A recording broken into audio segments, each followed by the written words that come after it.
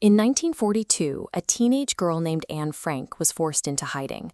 Her family lived in a secret annex in Amsterdam, terrified of being discovered by authorities because of their ethnic identity. Her experience reflected a systemic reality across Europe. Under Nazi rule, the state viewed identity differences as an existential threat, creating an era defined by organized, widespread persecution. But thousands of miles away, a different tradition had been building for millennia.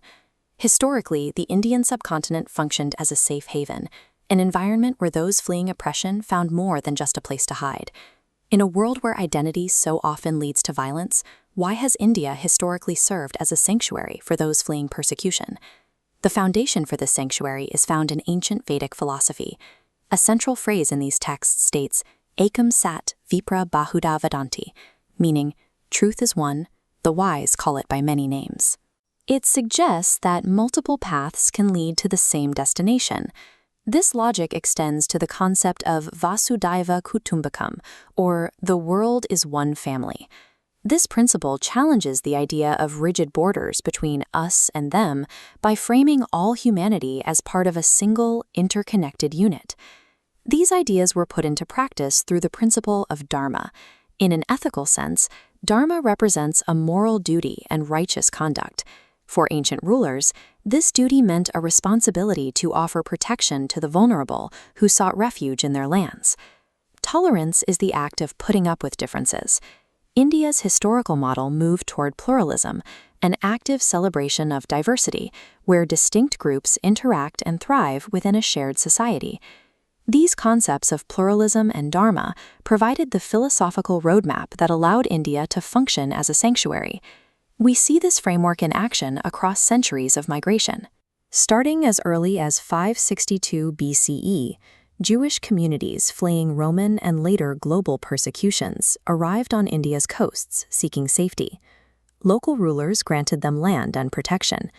Integration was possible because the social structure allowed newcomers to settle as distinct occupational communities, preserving their language and faith while contributing to the local economy. In the 8th century, Zoroastrians, known in India as Parsis, fled persecution in Persia.